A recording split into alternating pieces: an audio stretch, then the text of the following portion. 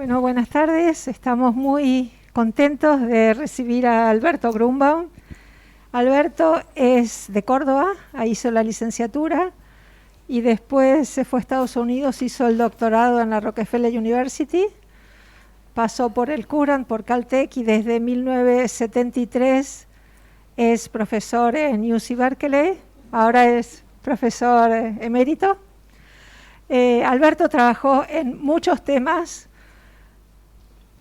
matemática aplicada, análisis, probabilidades, cosas de tomografía computada. En realidad en MatSciNet vieron que aparecen las áreas de los distintos trabajos, donde se catalogan los distintos trabajos, tiene 27 áreas distintas. Y 175 artículos, algo por el estilo. Y es un excelente matemático, estamos muy contentos de que nos hable de todo ese largo título que nos va a explicar. Alberto. Muchas gracias. Primero, gracias por aceptar mi invitación cara dura, a invitarme a mí mismo nuevamente. Esta es una charla de un tema muy, muy gordo, la charla es histórica. Si cualquiera de ustedes quiere interrumpir, ya no más. Por ejemplo, el primer error, la fecha no es 22, sino 21. Pero no, prometo que este no va a ser el único error y ya estoy con problemas de... Ahí está. Vamos a empezar. ¿Preguntas? ¿Cosas? ¿Nada? ¿Objeciones? Bueno, la charla está armada más o menos de esta forma. Realmente le agregué una parte más. Si alguien cuenta va a ver que son 8 partes, no 7 partes. Hacia el final agregué algo. Primero voy a hablar un poco del origen de estas preguntas, que tiene que ver con Albert Einstein. Esta es una reunión de las que hubo varias, eran las conferencias Solvay en Bruselas. No sé de qué año exactamente es esta, pero acá ven a los personajes más importantes de la física alrededor. Uno podría contar, esto debe ser 1930, un poquito antes a lo mejor.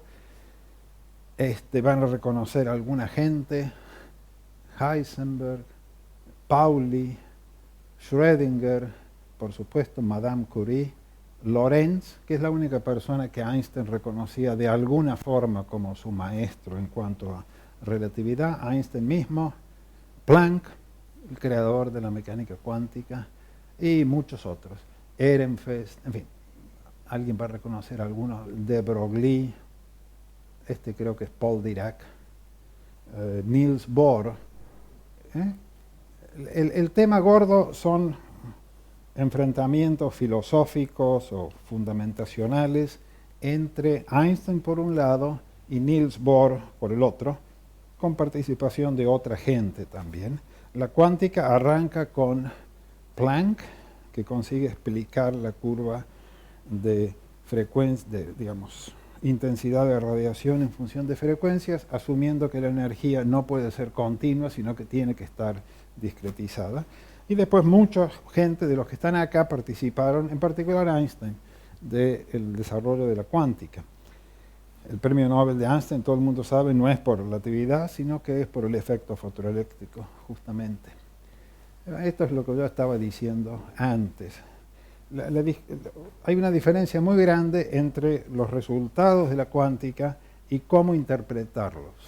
Y eso es lo que hace que Niels Bohr y Einstein se pelearan permanentemente. Einstein decía esto no puede ser, a la noche venía Bohr con otra explicación, al día siguiente esto seguía. Y esto pasó por un buen tiempo. Muchos años después, bueno, por supuesto vinieron los nazis. Y en el año 33, creo, Einstein consiguió escaparse de Alemania, fue a parar a Princeton y en el año 35 escribe un trabajo con 2 personas más. Estas son realmente las ideas que Einstein venía pensando mucho tiempo atrás. Y la pregunta es, básicamente, si la descripción dada por la cuántica puede ser completa. Básicamente es una forma de decir, hay algo que no me gusta en la cuántica, esencialmente, sin entrar en grandes detalles. Estos dos autores, Podolsky y Rosen, este es el trabajo de Einstein más citado de todos sus trabajos. Típicamente la gente se refiere a esto como EPR. Este trabajo, si yo supiera cómo avanzar esto, haría, ahí está. Uno de los dos, creo que fue Podolsky, inmediatamente fue al New York Times a contarles de que había un paper diciendo que la cuántica no estaba bien. A Einstein le pareció terrible que alguien fuera al New York Times a comentar esto, que no era la forma propia de hablar de estos temas, y Einstein nunca más volvió a hablar con Podolsky. Inmediatamente, el mismo año, 1935, Schrödinger escribe un paper en respuesta a lo que había dicho Einstein, justamente. Y acá por primera vez aparece la palabra entangled. El artículo está escrito en alemán, por supuesto, esta es una traducción al inglés, pero la palabra entanglement, que muchos de ustedes deben conocer, aparece por primera vez en este paper, y realmente es un paper muy poco conocido de Schrödinger, pero yo creo que, según mi punto de vista, Schrödinger entendió de entrada cuál era la dificultad que tenía Einstein y en qué sentido la interpretación cuántica tiene que ser distinta de la clásica. Dos cosas interactúan, no se puede pensar en ellas por separado nunca más, sino que están entangled. No sé cómo se dice, entrelazados. ¿Saben? Si a este paper realmente vale la pena notar. El mismo año, Niels Bohr escribe una respuesta a Einstein, le copia el título. El título está mal escrito tanto por Einstein como por Bohr. Esto no es inglés correcto, debería ser CAN-V, Quantum Mechanical Interpretation, etcétera, etcétera.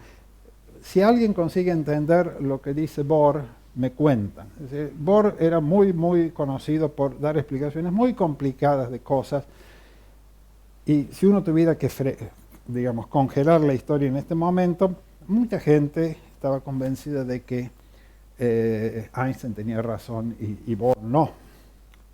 Y se refiere al paper de esta gente, justamente. Bueno, pasan los años, yo no soy un historiador, así que algunas de estas cosas están mal contadas seguramente, pero esencialmente, o sea, no hay ninguna mentira a propósito, habrá mentiras seguro, pero no a propósito.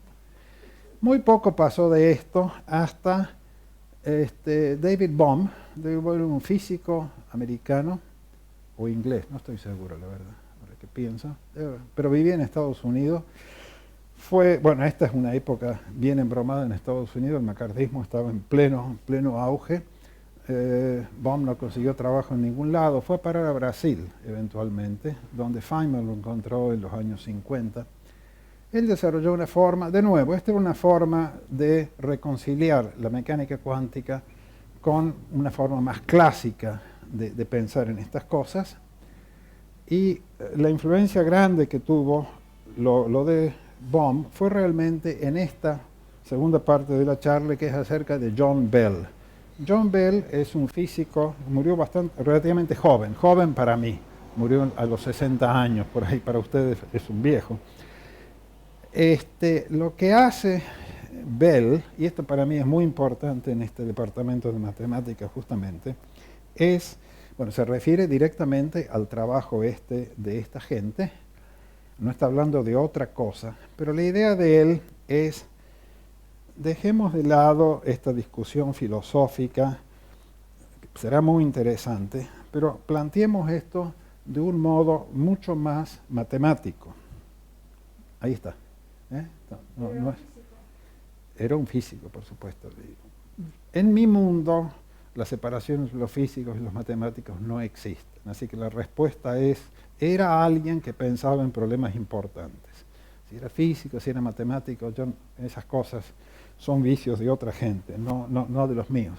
Que era Newton, que era Gauss, que era Riemann, ¿qué importa? ¿No?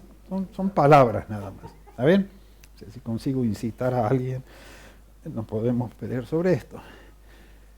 Pero lo que hace John Bell creo que es en el fondo la parte importante de la matemática en estas preguntas. Basta de charla difusa, quién tiene razón, qué quiere decir tal cosa.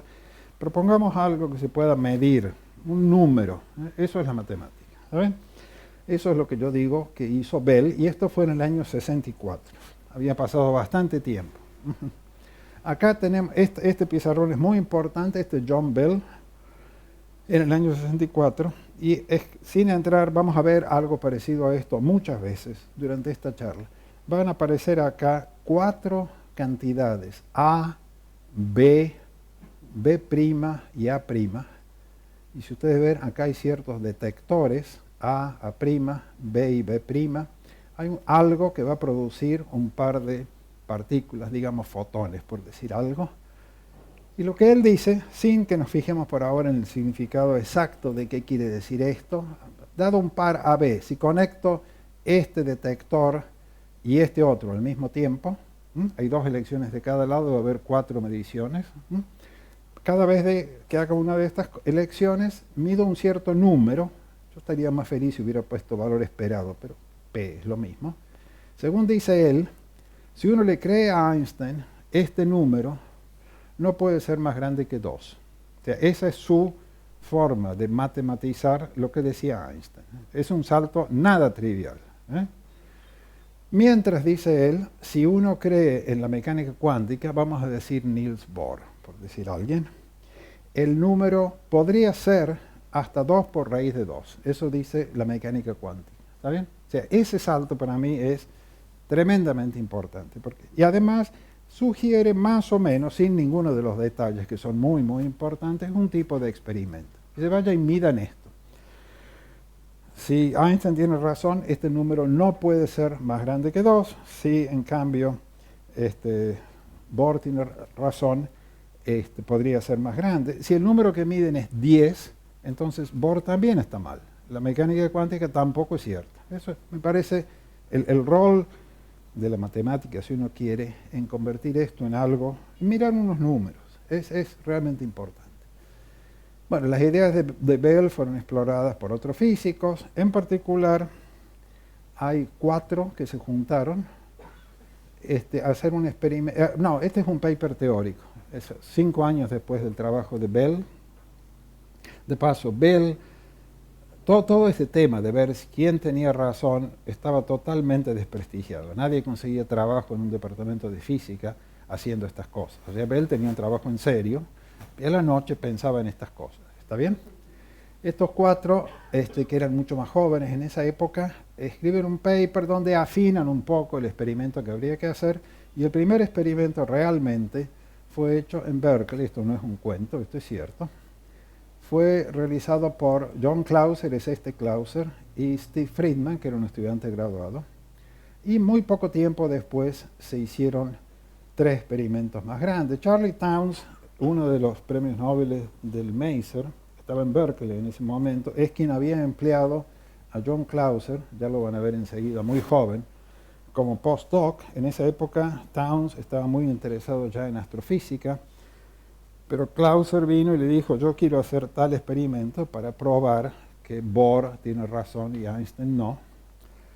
Y Townes, un tipo realmente muy profundo y muy vivo, dijo, bueno, hagamos este arreglo. A la tarde haces lo que quieres, pero a la mañana haces para lo que te he empleado realmente, o al revés, mañana y tarde, no importa. Y Townes, además de eso, fue muy importante en conseguirle acceso a equipo experimental que armó John Clauser. Este John Clauser debe tener cerca de 80 años, tenía, como dice él, mucho más pelo en esa época. Y el experimento es lo vamos a ver otra foto más. Esto está tomado en Berkeley en el año 72. Este es Steve Friedman, el estudiante graduado. El experimento ocupa toda esta pieza y un poco más. La comparación va a ser útil un poco más adelante. Y este es el paper que escriben ellos en el año 72. Está hecho en Berkeley. Eso es el experimento para testear la hipótesis esta. Estas palabras van a desaparecer pronto. Hidden variables, no quiero hablar de estas cosas, pero es básicamente discutir quién tiene razón.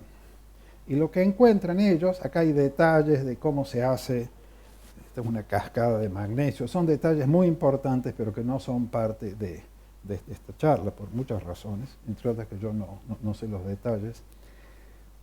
Se hicieron 4 experimentos, 3 de ellos le daban la razón a Einstein, perdón, le dije al revés, a Bohr, el número era más grande que 2. Uno de ellos se quedaba más bajo. En ese momento, esto es algo que escribió John Bell poco antes de morir. John Bell falleció antes que se supiera más o menos cuál era el acuerdo entre la gente. Entonces habla de los 4 experimentos. 3 de ellos confirman la hipótesis de la cuántica realmente, pero hay uno que, aunque sea muy similar, da un resultado distinto, él no entiende, pero acá para mí esto es una de las cosas más importantes de toda la charla. Generaciones futuras deberían estar agradecidos a gente que hace experimentos en serio, no Gedanken experiments a la Einstein, sino, está bien, Gedanken, no tengo nada en contra de Gedanken, pero después de eso viene ver qué pasa en la realidad. Y como dice él, escuchando estas descripciones, no hechas por un teórico, sino en términos reales, es para copiarle a Gilberto Bernardini una experiencia espiritual. No sé yo lo que es una experiencia espiritual, pero para Bell sí lo era. Esta es una de las últimas fotos de Bell, que falleció poco tiempo después, cuando todavía no estaba del todo claro quién tenía razón. Muchos años más tarde viene Feynman, y ¿qué dice Feynman? Feynman dice esencialmente que él siempre estuvo preocupado a ver cuál de los dos tenía razón, y dice que estuvo tratando de concentrar la duda en algo más y más chico para poder pensar en esa parte de la duda, y dice, parece casi ridículo que uno pueda concentrar esta gran discusión filosófica en una cuestión numérica. Yo diría en una formulación matemática de esto, ver si un número es más grande que otro. Y bueno, ahí está, es más grande. O sea, en otras palabras, tenía razón Bohr, pese a que todo el mundo pensaba que era al revés. De paso, acá la gente usa la palabra violación de las desigualdades de Bessel. No hay nada para violar acá directamente. De entrada, Bell dijo, si le creemos a Einstein, esto es lo que tiene que pasar, si le creemos a... Esas son las desigualdades, son esto. Haciendo propaganda a la reunión, ¿cómo se llama la revista esta? Unión Matemática Argentina. El cuento es un poco más largo. Yo tengo un colega físico, he escrito algunos papers de estas cosas, bueno, no exactamente de estas cosas, Reinhard Werner, en caso que alguien lo conozca. Reinhard escribió un paper donde revisa toda esta discusión y le agradece mucho a un físico argentino que está en Córdoba, que es de Córdoba además, Guido Rayo, y en esta revista, ahí está el año, 2008 dice ahí, ¿sí? Está el paper, la explicación, para alguien que quiera ver qué es esto de entanglement, formulado para matemáticos, este para mí es el mejor paper de todos. ¿Está bien? Revista de Matemática Argentina. Bien. Terminamos la parte 2, quedan 48 partes más. No. Parte 3. O sea, yo voy a dar ahora una especie de caricatura de lo que decía Einstein y lo que decía Bell. No va a ser la cosa precisa, la física no va a entrar acá realmente, pero para entender más o menos cuál era el contenido de estas desigualdades de Bell realmente, porque no son ni de Einstein ni de Bohr, es su forma de poner esto en un lenguaje más simple, y eso es lo que es la matemática, es tomar un problema muy complicado y ponerlo de un modo más claro. Y voy a evitar toda clase de palabras que yo la verdad es que no entiendo. Entonces recordemos el pizarrón este. En este pizarrón dice, si le queremos a Einstein debe salir el número 2. Vamos a ver ahora algo donde aparece el número 2. Y vamos a ver otra cosa donde aparece este otro número. ¿Está bien? Esta sería la cosa clásica, lo que creía Einstein. imaginemos vamos a medir 4 cantidades. ¿No? Estas son las que antes se llamaban A', B y B'. Yo no sé suficiente tech para escribir estas cosas bien de esta forma. Tampoco sé cómo evitar el espacio pero en fin. Vamos a medir 4 productos, que esto es exactamente lo que tenía Bell, A por B, A por B', etc. Y vamos a considerar esta combinación. Si uno mira, hay A por B menos A por B', después más las otras dos cosas. Si vamos al pizarrón de Bell, ahí están, son exactamente esas cosas. Hay un signo menos ahí dando vuelta, hay este signo menos y después hay dos más. Olvidemos los valores absolutos, no importan realmente. Uno se pregunta ahora, estas 4 cantidades no tienen nada que ver con nada, es el mundo, esto lo entendería Aristóteles. Uno se pregunta qué valores posibles tiene la cantidad Q, definida de esta forma, donde las cantidades estas, los valores son más y menos 1. Y eso corresponde a una orientación del spin, así o así. Bueno, uno mira esta fórmula y es trivial. Si B es igual a B', esto desaparece. Y entonces, si uno mira, esto no puede ser más que más o menos 2. Porque esta suma da 2 o menos 2, multiplicado por esto, que toma valores más o menos 1. En el otro caso también da solamente esto, esto es una cosa, yo creo que Aristóteles o quien sea, un chico puede entender esto. Y si vamos a tomar promedios de esta cantidad, como el valor siempre estaba entre más y menos 2, la desigualdad tiene que estar entre más y menos 2. No hay mucho más para discutir. ¿Está bien? Y esta es la versión mía de la versión de Bell de lo que decía Einstein. ¿Está bien? Bueno, uno lo puede hacer más general, puede hablar de valores esperados, de variables estocásticas, pero es lo mismo. Este cuento es más largo, hay más detalles, ¿está bien? Entonces, uno acaba probando muy general. No hace falta que los valores sean más y menos 1, pero ciertas condiciones análogas. Uno puede probar un lema que dice que esta combinación, justamente, ahí están los módulos, esto es exactamente lo que tenía Bell en su pizarrón, no puede ser más grande que 2. Acá él ponía P, yo pongo valor esperado del producto de estas dos random variables, y esto es parte de lo que tenía Bell en su pizarrón, el número 2 al lado del nombre de Einstein. Entonces ahora vamos a hacer otro cuento distinto. Ahora por primera vez aparece la cuántica. ¿Qué es la cuántica? Dicho de modo muy tonto, hay que usar matrices. Hay que usar un espacio vectorial con un producto escalar. Y basta si uno quiere con dimensión 2. El nombre Schrödinger no va a aparecer acá para nada. Esto es más bien Heisenberg. Heisenberg, de paso, todo el mundo sabe, a lo mejor, reinventó por su cuenta la multiplicación de matrices. Tenía unos números que quería explicar, se les ocurrió organizarlos de cierta forma, y dado 2 de estas cosas, que nosotros llamaríamos matrices, hacer el producto. Uno va con el dedo así y así, y va multiplicando y sumando. Esto fue reinventado por Heisenberg. Para mí esto es realmente genial. Heisenberg le explicó a Bohr, a Born, Max Born, que era del quien era él un asistente. Born era mucho más grande. Y Born le dijo, felicitaciones, has reinventado la multiplicación de matrices. ¿Está bien? Bueno, vamos a ver unas matrices ahora. Bueno, no las vamos a ver. Hay 2 operadores lineales. Pensemos si queremos en matrices de 2 por 2, que se llaman A', B y B', operadores lineales autoadjuntos. Y los autovalores son más y menos 1. 2 matrices así. Vamos a suponer que este par conmuta con este otro par, y uno ahora forma esta combinación. Es la misma cosa de Bell, exactamente lo mismo. AB menos AB, etc.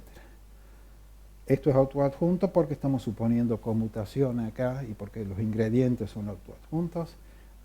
Y ahora uno hace una cuenta, una suma de cuadrados acá, lo desarrolla usando el hecho de que conmuten. Esto es totalmente, lleva tiempo, pero es una tontera. Si uno no se equivoca, sale todo bien. Finalmente queda el hecho de que a cuadrado y cada uno de ellos es igual a 1, por la asunción esta, produce este 4. Resulta que esto, que es una suma de cuadrados, necesariamente tiene que ser mayor o igual que 0. Y de ahí sale que el operador Q no puede tener espectro más allá de 2 por raíz de 2.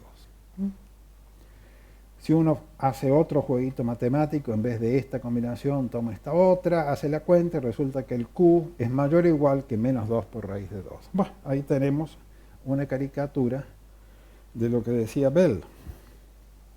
Ese operador no puede tener espectro más que en ese intervalo. ¿Está bien? Álgebra lineal. Ese es el salto grande entre las cosas clásicas y la cosa cuántica. El trabajo de Heisenberg se llama justamente, ¿cómo se llama? ¿Alguien sabe el trabajo de Heisenberg? Heisenberg, de paso, hizo lo suyo un año antes, o por lo menos dentro del mismo año, pero antes que Schrödinger. Los matemáticos siempre piensan que cuántica consiste en resolver la ecuación de Schrödinger. Bueno, yo no tengo nada contra la ecuación de Schrödinger, pero mucho más elemental y mucho más relevante para la gente que hace computer science es lo de Heisenberg. Es nada más que matrices. Y bueno, el libro se llama Mecánica de matrices. Matrix Mechanics es el nombre del título del paper. Y la única cosa nueva es que hay que usar matrices, que en general no conmuten entre sí. A veces sí, a veces no. Volvamos a algunos experimentos. Está el experimento inicial de Clauser y Friedman. Y estos como todos los experimentos, y en particular los de cuántica,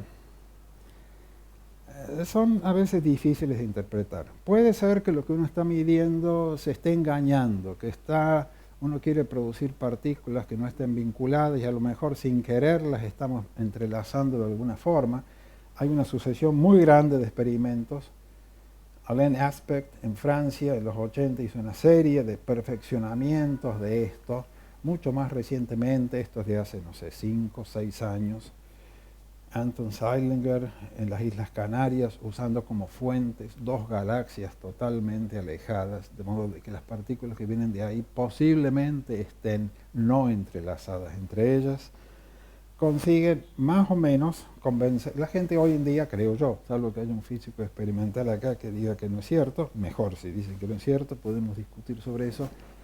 El consenso hoy en día que, aunque lo de Bohr era totalmente obscuro y imposible de entender, tenía razón.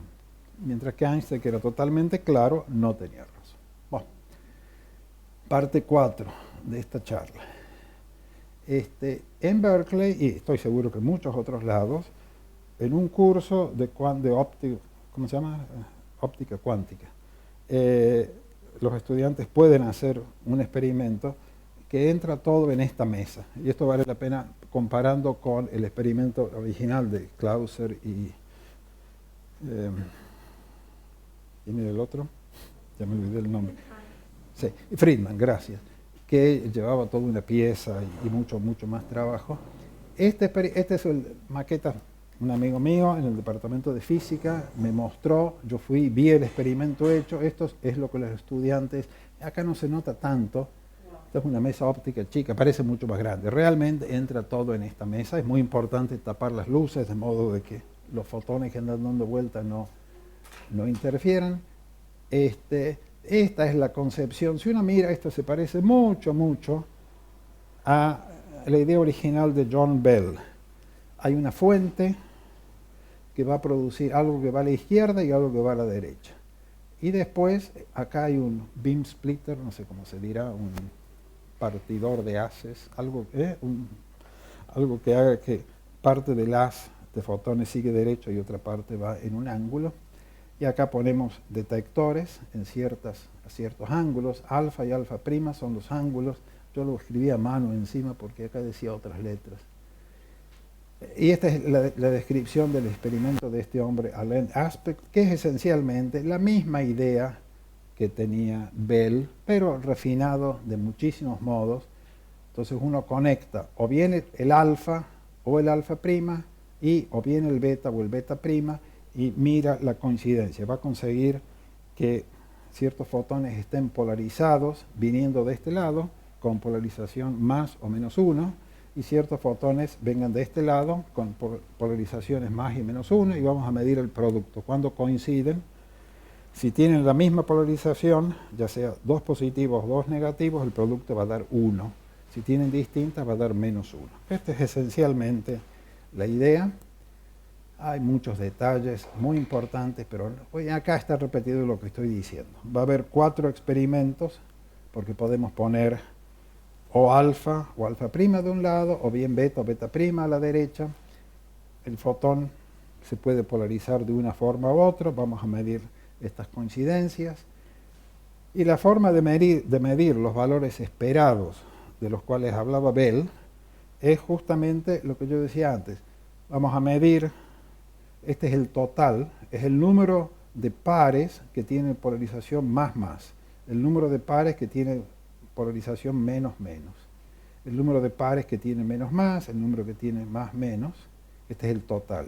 Y arriba está la cantidad, la polarización acá en estos ambos casos vale +1 y acá vale -1, por eso tenemos el signo menos al frente, la forma más elemental de calcular un valor esperado o de estimar un valor esperado. Acá hay notación que no viene al caso. Hay algo que se llama hoy en día un estado de Bell. Hay que preparar el estado inicial de los fotones curiosamente, con mucho cuidado. Y cuando uno elige los ángulos, como dice acá, el valor esperado, en este caso, cuando este es el dato el estado inicial, está dado por el coseno de alfa menos beta. Alfa y beta son ángulos. Parece raro que parezca senos y cosenos acá, pero después de todo, eso es lo que es la cuántica. Es un espacio vectorial con un producto escalar. Nadie se debe sorprender de que aparezca seno y coseno. Son los ángulos de siempre. Bueno, el experimento en Berkeley, los números están elegidos muy bien. O sea, recordemos, lo que decía Bell es no se puede pasar de 2 por raíz cuadrada de 2. Pero Bell nunca dice podemos llegar justo a 2 por raíz de 2. Bueno, en una clase se eligen las cosas con mucho cuidado de modo que se llega justo ahí. Y este es lo que se ve en este experimento. Esta es la elección que conviene. Si uno toma otra elección, no va a tener estos valores. Y ahí sale este número. Recuerden, hay 4 números en lo de Bell. En el segundo caso se elige este par de ángulos, sale otra cantidad. En el tercer caso se elige este par de ángulos. En el cuarto caso se elige esto. Uno combina todo esto y sucede que la suma da, no hace falta poner valores absolutos, acá la suma da prácticamente 1, 41, 42 solía ser la raíz cuadrada de 2, esto está optimizado. O sea, si hubiera dado 5, quiere decir que la cuántica está mal, pero si uno no elige los ángulos tan especialmente, puede dar una cosa distinta. Y acá está mostrado por qué es que hemos elegido esos ángulos para optimizar esto. La predicción teórica es calculada acá, es 2,82. Bueno, y el otro dio 2,81. Está muy bien. ¿Está bien? Esta es la parte de la charla que a mí más me interesa. Yo dije que la cuántica no es nada más que espacio vectorial. Estoy saltando sobre muchas cosas, por supuesto. O sea, es una descripción matemática de algo mucho más serio. Pero la herramienta importante es un espacio vectorial con un producto escalar sobre los complejos. Sucede que uno puede probar el siguiente resultado geométrico. Esto yo lo traje a Euclides. No sé si Euclides. ¿Quién inventó la trigonometría? Tal vez no sé quién. Tal vez Pitágoras. Alguien me dijo que es más bien Pitágoras. Puede ser, sí. Euclides es un nombre. Muestra mi ignorancia nada más. Tal vez Pitágoras. Challenge para todos ustedes, los que sepan, los que se acuerden de la escuela secundaria. Teorema. Dado cualquier conjunto de valores, alfa, alfa prima, beta, beta prima, elegidos como sea, esta cantidad que yo escribí para atrás, esta cantidad no puede ser en valor absoluto, estar fuera del intervalo, en valor absoluto hasta 2 por raíz de 2. Y puede llegar justo a 2 por raíz de 2 con la elección que hicimos antes. Lo que yo quisiera ver es una explicación de esta desigualdad, no con la cuántica, sino con la geometría básica, dimensión 2. Debe haber algo, una construcción al estilo de Pitágoras. O con 3. O Euclides o... Euclides demuestra la suma de los cosenos de la suma con Pitágoras. Bueno, o sea, lo que yo quisiera es una demostración que no sea antes de Cristo. Me imagino que los dos estaban antes de Cristo, ¿no? Sí. Bien, hace mucho, bien básica, bien elemental. Yo nunca he visto tal demostración. Y debería haber. Una cosa que uno le puede enseñar a un chico de la escuela secundaria. Y si Euclides entra a escuchar esta charla, me dijo que no podía venir hoy, pero en fin. Bueno, parte 5. Eso pasa, eso es la venganza de Euclides. Bueno, bueno, todo el mundo sabe de desarrollos tecnológicos del pasado que tienen mucho que ver con la cuántica. Todas las computadoras, todos los teléfonos que ustedes tienen y yo no tengo, lasers por supuesto, y millones de otras cosas que yo no he incluido ahí, son consecuencias de la cuántica. O sea, cuando la gente en Bell Labs se dedicaba a desarrollar el láser y cosas por el estilo, no estaban usando un libro de física viejo, sino que estaban usando la mecánica cuántica. No hay otra forma de hacer las cosas. ¿Está bien? Si uno cree o no cree quién tenía razón, eso a nadie le importaba realmente, y yo creo que es una actitud correcta. Los desarrollos tecnológicos del presente, no del pasado, yo acá elegí 2 nada más. Hay muchos más, de los cuales yo sé medio poco. Yo he hecho algunas cosas con Quantum Walks, pero no. Teleportación y criptografía cuántica. Y acá, para mostrar, papers, más o menos, no sé la fecha de exactamente, 93. Ahí está, las palabras que yo quiero mostrar. Teleporting, bla, bla, bla, y Einstein, Podolsky, Rosen. O sea, volvemos al paper básico de Einstein, Podolsky y Rosen. O sea, esto para mí es muy importante. Que Einstein haya sido quien dijo, yo no creo en la cuántica, que no es exactamente lo que decía, pero más o menos, hizo que la gente se lo tomara en serio. Si yo digo, yo no creo en la cuántica, a nadie le importa absolutamente nada. Conviene ser Einstein para estas cosas, ¿está bien? Pero ha tenido consecuencias muy importantes. Yo siempre pienso que los errores de cierta gente, como en este caso Einstein, son más importantes que las cosas buenas que hacen otros. Porque la gente sigue pensando, y acá, Quantum Cryptography basado en el teorema de Bell. Estas cosas son en serio. Quiero decir, eso, el error de Einstein es sumamente importante. Bueno, en el futuro tal vez exista una computadora cuántica, en serio, de las que yo pueda ir y comprar en Radio Shack, solo que ya no existe más Radio Shack, lamentablemente. En Berkeley yo tengo un colega, Basirani, a que yo siempre cargaba preguntándole cuándo puedo ir a Radio Shack a comprar esto. Todo el mundo sabe, está lleno de compañías dedicadas a producir esto. O sea, hay máquinas basadas en la cuántica que yo no llamaría hoy en día lo que se diría un general purpose quantum computer. O sea, sirven para hacer ciertas cosas. Si quiero calcular los niveles de energía de un cierto átomo, bueno, como Feynman decía, lo puedo simular físicamente mejor que con una computadora digital, por supuesto, pero eso no es un quantum computer. Un reporte que yo considero sumamente balanceado y no es tan viejo, escrito justamente por Basirani y mucha gente más. Esto es un report de la Academia de Ciencias. Dice que el verdadero desarrollo de esto va a suceder, pero no todavía. Y desde mi punto de vista, francamente no me importa mucho. O sea, yo no tengo 20 años más para vivir. La cuántica da origen a problemas interesantes, matemáticos y de otro tipo, que si algún día eso se convierte en máquinas que uno va a comprar al mercado o no, ojalá que sí, y si no, no importa. Estos son experimentos más recientes. Siempre la idea es la misma, es tratar de ver si los experimentos de Clauser y Friedman eran correctos o no, pero con muchísima más sofisticación.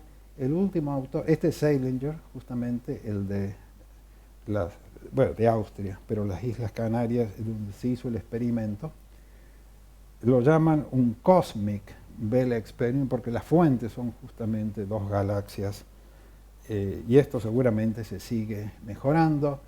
Otra persona muy importante en este tema es un ex estudiante de Zeilinger, que es Pan en China. Y hay muchas más cosas. O sea, no está totalmente cerrado la pregunta. Si algún día alguien interpreta las cosas de otra forma distinta y sucede que Bell, o mejor, que Einstein tenía razón, no importa. Ha habido consecuencias tecnológicas independientemente de eso. O sea, yo ahora quiero, ¿cómo se dice? ¿Existe la palabra serendipia en castellano? Existe. ¿Alguien sabe el origen? ¿Alguien sabe el origen de la palabra? Yo una vez me tomé el trabajo de mirar. Tiene que ver con Walpole, un poeta inglés de hace mucho tiempo, y habla de las princesas de Serendip, un lugar que él inventó. Esto es algo, un desarrollo matemático que a los matemáticos al menos les puede interesar. Esto no lleva más que 4 horas. Bueno, acá les muestro una foto de un estudiante de matemáticas en Montpellier en los años 30, un poco más de los 30, 40, cuya vida había sido realmente muy afectada por los nazis por un lado y por la Guerra Civil Española. Alguien lo va a reconocer. Grothendieck, muy bien. Es la primera vez que veo que alguien, salvo la mamá de Grothendieck, que también lo reconoce. No. Este es Grothendieck, sí, todo el mundo, bueno, me alegro mucho. Este es Grothendieck. Grothendieck quiso estudiar en París, por supuesto todo el mundo dijo, este no sabe nada de matemática, que se vaya a otro lado, y se fue efectivamente a Nancy, donde hizo la tesis con Laurent Schwartz y Jean Dieudonné.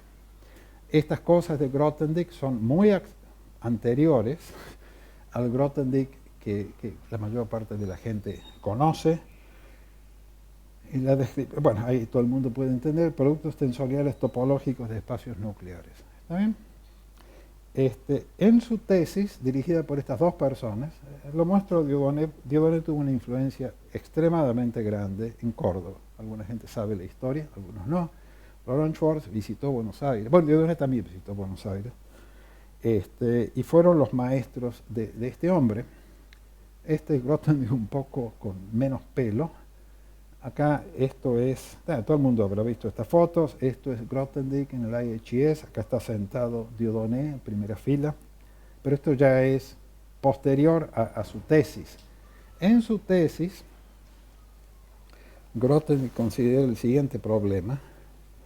Si uno tiene dos espacios de Banach, no de Hilbert, sino de Banach nada más, hay una norma pero no hay producto escalar, y quiere asignar una norma a el producto tensorial de estos dos espacios.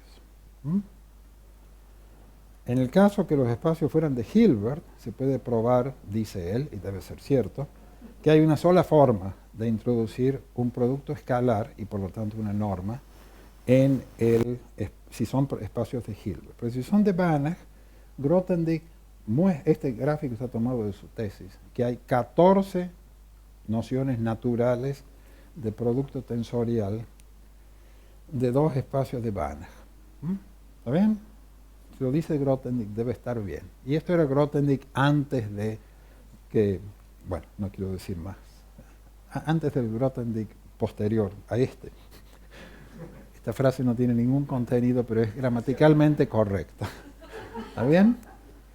En su tesis, Grothendieck, de paso, en esta charla casi todos los acentos faltan, porque yo no sé hacer acentos. Bueno, considera lo que él llama su teorema principal. Hay algo que él llama su teorema principal, que le permite probar esto y otras cosas más. Esto está sacado de otro lado. Acá dice la teoría, la desigualdad de Grothendieck, clásica en el caso discreto, es un ejercicio para gente de álgebra lineal. Dice que si estos son una matriz escalar, qué sé yo, esto, el valor es acotado, el valor absoluto es menor o igual que esta suma, y que para un espacio de Hilbert existe una cierta constante, y de paso acá el mejor valor de K sobre todos los posibles espacios y todos los valores de N, y moviendo todas las cosas, es lo que se llama hoy en día la desigualdad, la constante de Grothendieck. No importa, una cosa rara, no tiene nada que ver con nada, y mucho menos con la física. Si Grothendieck alguien le dijera que lo que hizo tenía algo que ver con la física, yo no quisiera estar presente cuando le digan eso. Y acá hay otras formas de escribir lo mismo, la versión continua en vez de discreta, más o menos la misma cosa, algo que se llama la constante de Grothendieck. Acá hay un paper bastante más reciente que yo quería mostrar. Es la combinación, esto tiene que ver con el serendipity justamente. Las desigualdades de Bell, este es el mismo Bell que yo estaba hablando antes, la constante de Grothendieck y la raíz de 2. La raíz de 2 es ese factor extra, 2 por raíz de 2, esa es la raíz de 2. Y empieza, esto se puede leer, curiosamente y sin querer, estoy seguro que sin querer, Grothendieck hizo algo que tiene algo que ver, digamos, bastante no sé, tiene algo que ver con la desigualdad de Bell. Esto no es una observación mía, esto otra gente lo ha hecho. Bueno, esta es una parte extra, ya estamos 9 de la noche. ¿Sí? Bueno, esta parte la agregué después. Yo digo que Einstein influyó muchísimo en la tecnología del siglo XXI, que es este siglo. Pero muy poca gente sabe que influyó algo en la tecnología del siglo XX. Esto no es un error. No sé si llegan a ver, es una patente hecha en Estados Unidos en el año 30. Bueno, Einstein fue patentado en Estados Unidos. Einstein todavía no estaba en Estados Unidos, había estado de visita. Es Einstein y alguien más. Y es una patente para producir una heladera. Este es un método de refrigeración. Acá están los detalles de la patente. Es la contribución de Einstein a la tecnología del siglo XX. Este es un chiste mío que Einstein no solamente... Bueno, para terminar, yo creo que si alguien sale de esta charla creyendo que ha entendido algo profundo, mi consejo es pensarlo de nuevo. Yo creo que los problemas son realmente profundos. Las implicaciones son muy gordas. Yo voy a suponer que la mayor parte de ustedes no han estudiado física, menos cuántica. Tal vez me equivoque, en ese caso no hace falta esto, pero yo junté algunas referencias y con eso quisiera hacer algunos pocos comentarios sobre esto y con eso acabar. Yo prometí una charla de 7 partes y ya estamos en la parte 8. El libro clásico hoy en día, creo yo todavía, ojalá hubiera algún físico que me diga, ¿sí? ¿Es este todavía el libro que la gente usa? Es el libro de texto. Bueno, es un libro realmente muy bueno. Hay otros libros más que van a aparecer mencionados en un momento. O sea, estos no son los libros escritos en los años 50 y 60. Había libros de cuántica, por supuesto, pero este libro ya realmente introduce cosas más nuevas. Van a haber unos más. El nombre Frank Leleux lo quiero mencionar porque va a aparecer después. Él es uno de los 3 autores. Esto es considerado por la gente que hace quantum computing la Biblia. Tal vez esté un poquito, me dicen a mí, pasado de moda, no sé.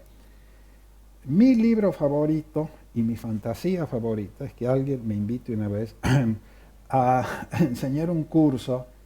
Este es un curso dado por David Mermet. David Mermet es un físico de estado sólido muy, muy serio que cuando era más grande decidió empezar a enseñar física a gente de computer science, eligiendo con mucho cuidado. Si uno mira el libro no aparece la palabra Schrödinger una sola vez, no hay ninguna ecuación diferencial, son espacios vectoriales de dimensión finita. Hay una demostración de la desigualdad de Bell. Lo bueno de este libro es que toma, con herramientas muy básicas para un matemático por lo menos, toma los problemas serios de la cuántica y los convierte en teoremas, que se puede leer y uno, si entiende, entiende, y si no entiende, tiene que empezar de nuevo, porque ahí estaba todo lo que hacía falta. No hay charla, no hay nada místico acá, es todo muy... Para mí este es un libro realmente que vale la pena mirar o enseñar de él. Weinberg tiene un libro también. Acá en Weinberg, si uno mira, estos son los libros más modernos todavía. Este es un libro interesante también. Estos libros son, tal vez me equivoco, pero creo que no, que son posteriores. Sí, estos libros son, no sé, de los años del 2000 para adelante, me parece. En estos libros aparecen temas que antes no existían, información cuántica y cosas por el estilo. ¿Está bien? Este es otro libro por el estilo, Schumacher, y para mí el libro mejor de todos para leer una vez que uno ya ha leído las cosas anteriores es este libro de Leleux, que dice muy claramente, "Do we really understand quantum mechanics?" No sé, él tiene su respuesta. La respuesta es no. Gracias. ¿Qué quiere decir entender? Es otra pregunta, podría ser parte del título. Yo no creo lo que le atribuyen a Feynman haber dicho "shut up and compute". Feynman nunca dijo eso. Dijo otros disparates, pero no ese. Yo creo que la cuántica, entendible o no entendible, es el motor de millones de cosas, y que una vez que uno ha leído otras cosas, mirar el libro Leleux se dedica solamente a las partes conflictivas. O sea, no es un libro para aprender cuántica, pero me parece que es un libro que realmente vale la pena, y yo creo que he agotado mis transparencias y vuestra paciencia. Gracias.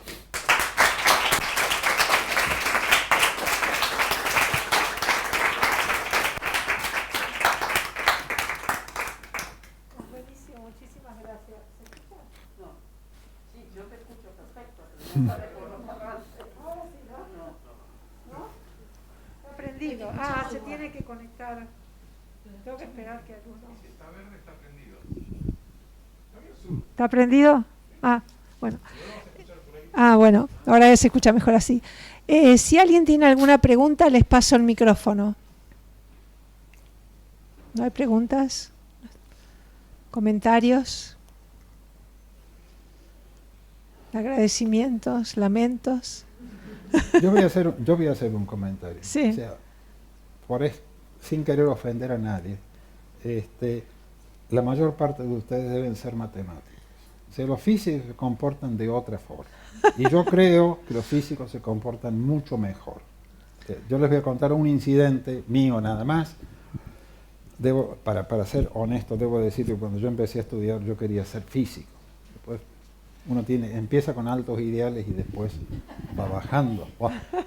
Yo di una charla una vez en el Instituto Wigner en Budapest, a las afueras de Budapest, a un grupo de físicos. Habíamos encontrado un resultado matemático sobre quantum walks, sería caminatas cuánticas. Es como random walks, pero en vez de ser basado en probabilidades, en amplitudes, como un modelo discreto de la cuántica.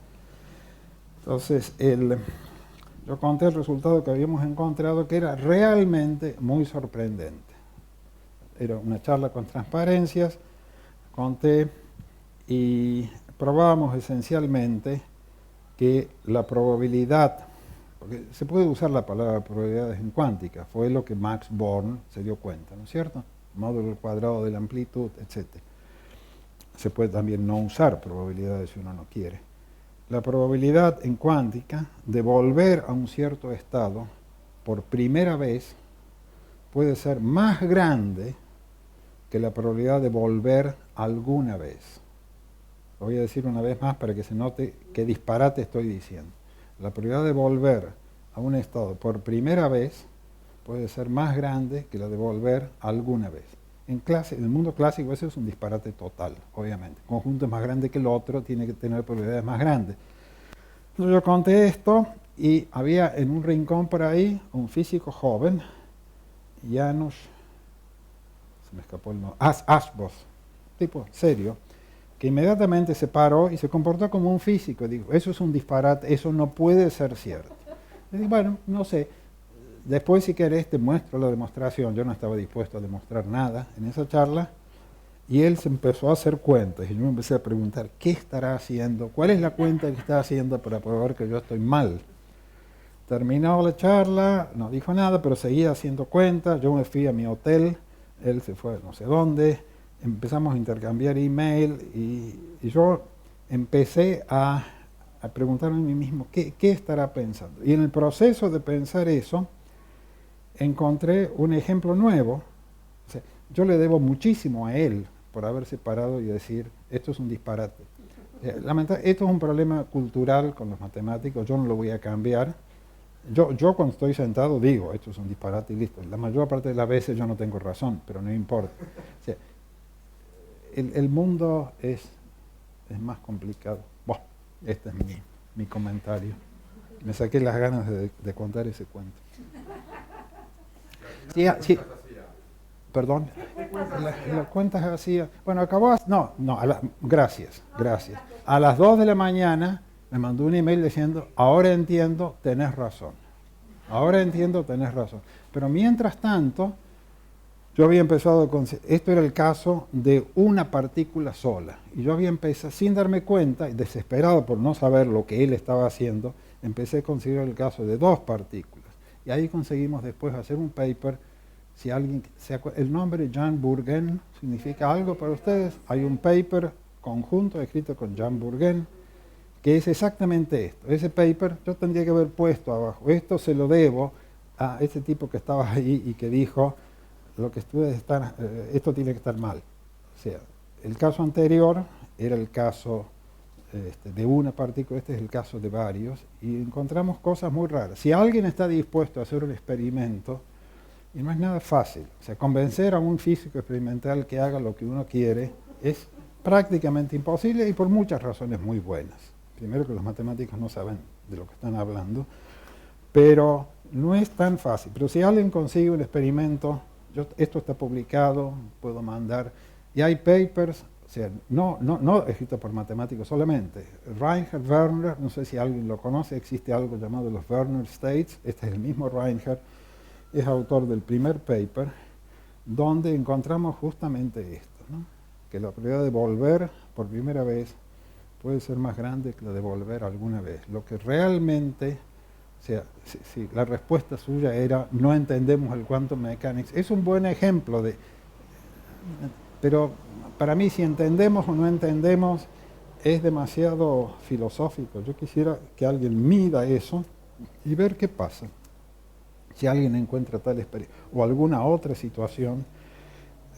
La mecánica clásica también está llena de sorpresas, pero la cuántica tiene muchísimas más. Bueno, prometo callarme. Muchísimas gracias.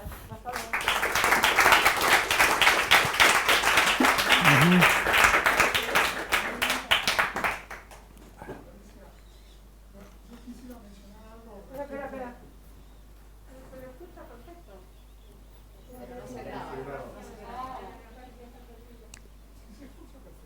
No, pero para la grabación.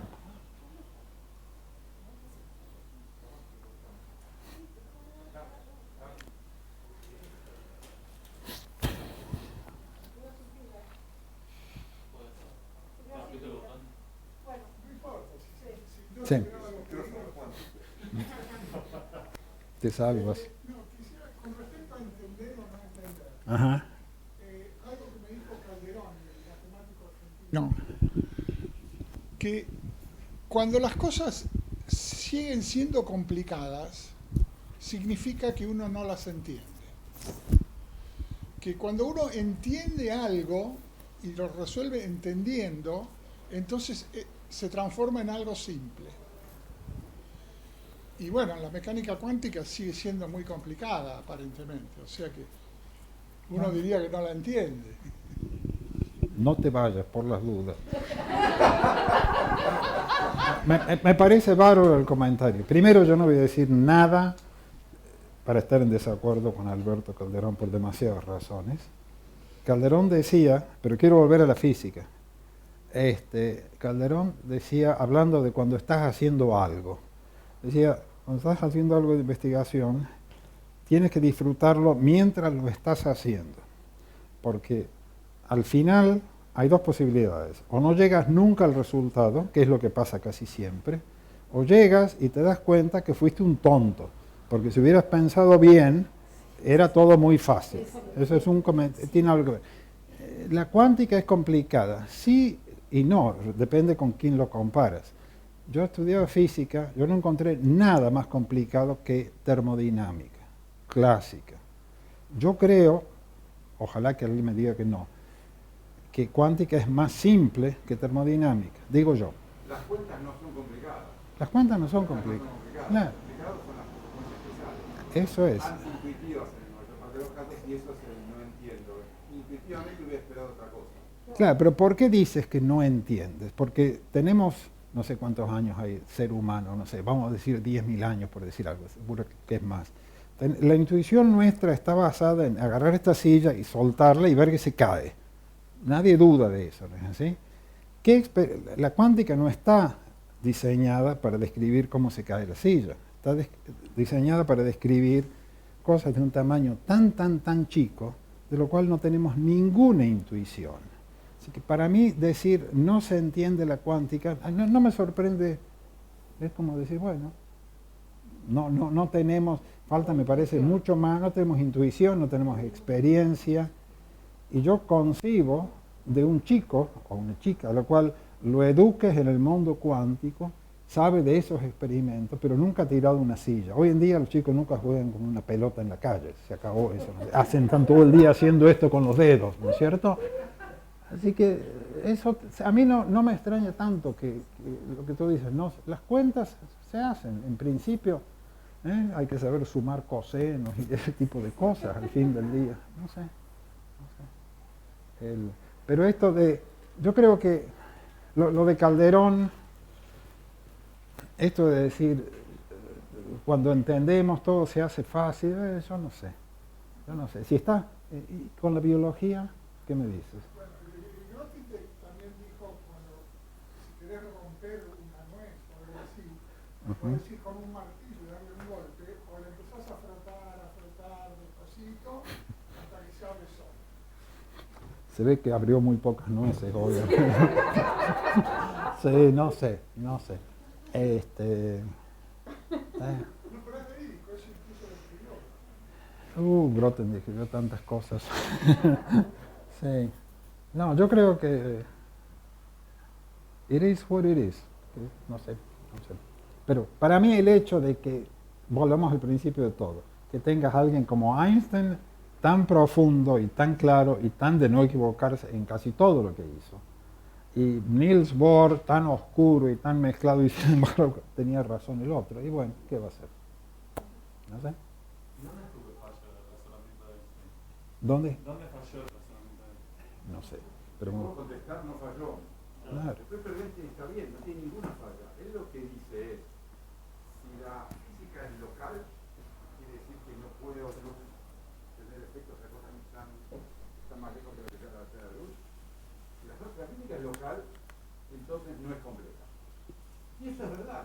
Lo único que resultó que no es local. O sea, Y que no hay tiene que esperar a que vaya sea local, ¿no? pero los experimentos muestran que no es local. Si yo le quiero llevar estas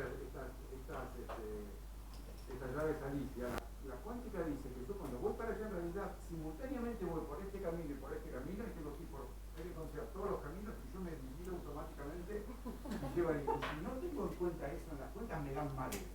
Claro. Los tres experimentales requieren cosas como que yo tenga en cuenta que voy por todos los caminos simultáneamente. No es cierto, está antiintuitivo. Bueno, claro que con mi masa ese efecto es despreciable. Exactamente. Cuando eso se hace con algo, Exacto. y es el Zeilinger que vos nombraste, es un físico experimental genial, porque ha hecho experimentos impensables. Hay una cosa que es espectacular, solo con un electrón, con una partícula, él lo hizo con la pelota de fútbol más chica que existe, hay una molécula que se llama fullereno, que es una molécula complicadísima porque tiene 60 núcleos, 60 electrones y como 200 protones y neutrones. Hizo el experimento con fullereno y mostró que el equivalente a patear un penal, la pelota, esta la más chiquitita que hay, pero aún más microscópicamente enorme, realmente va por todos los caminos simultáneamente hasta el arquero. O sea, el arquero no la ve de repente y todas ellas aparecen de golpe. Él dice, eso no pasa con la pelota. Bueno, no pasa porque tiene una sola masa. Entonces hay cualquier cantidad de resultados, como bien dijo, nosotros tenemos del día a día que no pasan, que con las cosas chicas, pero no tantas chicas. Vitaminas, por ejemplo. Una vitamina es una molécula zona complicada. Bueno, la vitamina, cuando se desplaza, va por, si no tenemos en cuenta todos los caminos simultáneamente, no nos dan las cuentas. No dan las cuentas. Entonces, uno tiene que aplicar una cuántica que es simple matemáticamente hablando, pero que da resultados que están de acuerdo con el experimento y que uno dice, bueno, tengo que aprender a pensar de otra manera. Entonces la respuesta de Einstein, su paper es irreprochable. Irreprochable. Lo que pasa es que él dijo, antes que abandonar localidad, digo que la cuántica no es completa. Resultó que es completa y lo que no vale es colocalidad, que es lo de la teleportación. Lo que ocurre acá afecta a algo que simultáneamente está allá. Simultáneamente, la luz no tiene tiempo de llegar, pero lo afectó. Y está comprobado experimentalmente y esas son las desigualdades de ver. El haber comprobado eso mostró que en efecto es no local. Ya que mencionaste Fuller, creo que esto es cierto. Feynman solía decir siempre que no hay nada nuevo en la cuántica, que el verdadero experimento gordo, y ahora que hablas de caminos así, es el experimento de difracción. Dos rendijas, si yo mando luz, pongo una rendija, sale esta distribución. Hace dos rendijas, todo el mundo espera que sea la suma, por así decir, dos gaussianas. No es cierto, aparece un diffraction pattern, una cosa muy distinta. ¿Alguien sabe cuándo fue hecho ese experimento? Antes que naciéramos todos juntos. Ese es Young, 1804. 1804, no 1900. Va. Para que la cuenta te salga bien, no te queda más remedio de pensar que el electrón, por ejemplo, va por los dos lados. Pero ¿no es cierto que hoy en día hay gente que ha hecho experimentos de difracción con cosas bastante grandes, macromoléculas? ¿Vitaminas? Bueno, ese sería un ejemplo. Una vitamina Sí, C sí, es sí. una cosa grande. Digo vitamina C porque es algo más común que decía el fuleré, ¿no? Que Claro. los invito a que hagan Wikipedia que de fuleré es una moleculita espectacular. Claro. Que se le llama la pelota de fútbol porque la pelota de fútbol tiene pentágonos, Sí. hexágonos y esto tiene exactamente la misma figura. Una pregunta, no es solo localidad, ¿no? Es variables ocultas. Saber pegar es localidad y variables ocultas. Dos cosas. Bueno, no, o sea, no hay. O sea, no, justamente, si existe un modelo local y de variables ocultas, uno tiene la cuota clásica. O sea, eso es lo que. Bueno, no sé si quiero hablar por micrófono. Sí, yo fui... Porque tal vez digo una pavada, pero. No, nada es una pavada. Tremenda pavada. Si te fijas... Ahora la digo yo la pavada. Eso me pasa por venir a una charla de matemáticos, que tengo que aprender. Muy bien, muy bien, muy bien. Dice ahí, dice claramente matemáticos. ¿Qué estoy diciendo? No. Deja de pensar, tengo que pensar. Lo que creo, que puedo decir cualquier cosa, es que justamente, si uno admite localidad y variables ocultas, entonces cuando uno hace SH, esa cuenta que hizo él, te da 2. Pero si consideras mecánica cuántica, te da el 2 raíz de 2. Sin variables ocultas. Con variables. O sea, claro, una vez variables ocultas. Sí, o sea, te da la sin versión variables clásica, ocultas eso, sino como- y sin variables local. ocultas quiere decir que la estadística que a vos te da, en realidad es porque hay algo que está ocurriendo que vos no lo ves. Pero eso es lo que condensa la no localidad. Es la parte No, eso tiene que ver con el hecho que no es completa. No, o sea, no localidad no es lo mismo que variables ocultas. Son No, dos está cosas. bien, pero bueno, no sé. Si ustedes se fijan en mis transparencias, yo fui muy cuidadoso y puse evitando palabras como... Yo sé muy bien en el lío que no me quería meter. Yo no hablo de locality, ni hidden variables, ni esas cosas. Sí. Sí. La seguimos cerca, pero Muy bien.